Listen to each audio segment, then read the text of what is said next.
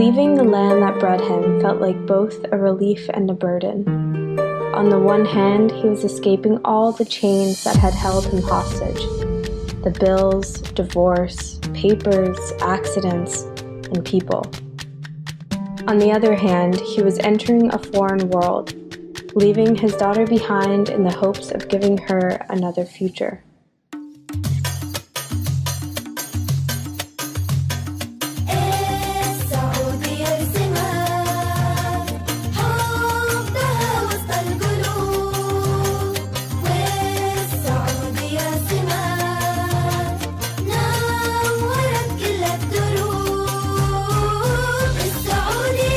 His first day was not as eventful as he anticipated.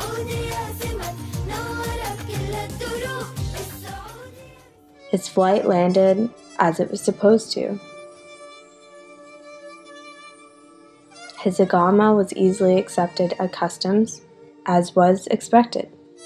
His company's van picked him up at 6, as was promised. The most eventful thing to happen to him that day was the discovery that in the back of his house, which sat wedged between two identical houses, rested a small yet industrious garden, complete with carrots, tomatoes, and even a banana tree. He had never owned anything like it. He had to adjust to the whiff of kahwa in the morning. He wasn't used to seeing men dressed in crisp white thobes and women donning black cloaks that carried the breeze when it passed. He had to get used to the rather chaotic driving that seemed to follow no rules except those set by nature itself. Even the sound of Arabic and the call to prayer that rang through his ears were foreign and harsh, yet inexplicably calming. There was something about this place that both frightened and excited him.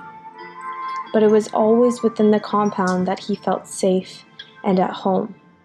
He never quite understood why, until a colleague announced loudly one afternoon after an exceptionally hot, frustrating day, thank God for this place, my own little America." That's when he noticed it. The Disney-like houses, the out-of-place green lawns that grew quickly next to piles of sand, the recreation center, complete with a pool and a bowling alley and a restaurant that served burgers, and a box stereo that blasted Michael Jackson.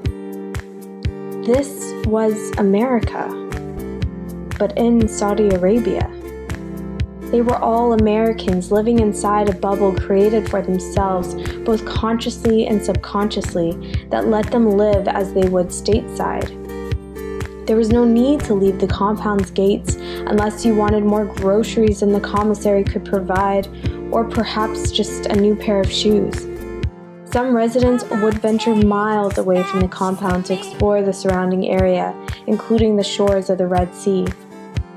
Even then, however, they traveled with other Americans and found places where they could drink and listen to a little 80s rock after scuba diving.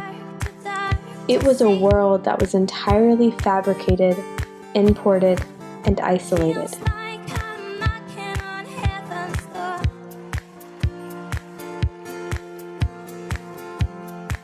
Yet this is how they dealt with their foreign environment, one that at times was so different from their own that they never felt welcomed, albeit thanks primarily to their own inability or unwillingness to step outside of this bubble.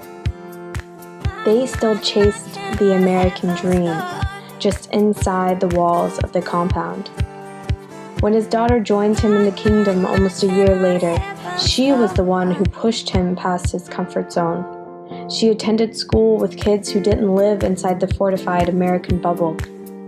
She grew up in a world that was not the same as her father's. Although this mysterious country still felt foreign to him, to her it was home. It was where she developed into herself, made lifelong friends, and found her passions. For him, it was merely a resting point on the way to his new future. A future that ultimately existed back in America. When it was time to return there, his daughter was heartbroken. This difference in youth experience and realities would ultimately create tension between father and daughter. He was ready to settle and live once more in the land of his forefathers, while she couldn't have been more restless. America was only desired as a name etched onto her passport. It was the rest of the world that she reached for. He wanted to make a new life for his children, and ultimately gave his daughter an uncontrollable zest for the world. Her future lies thousands of miles away from his.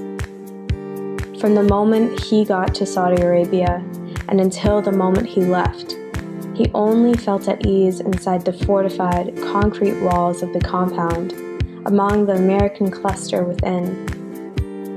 He rebuilt his home in a country that he felt never accepted him, and one in which he never accepted. But it accepted his daughter, and she embraced it.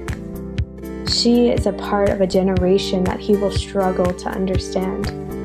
A generation of wanderers, migrants, and global citizens, souls that feel home isn't in an American suburb, but a corner of the world that they may never actually discover.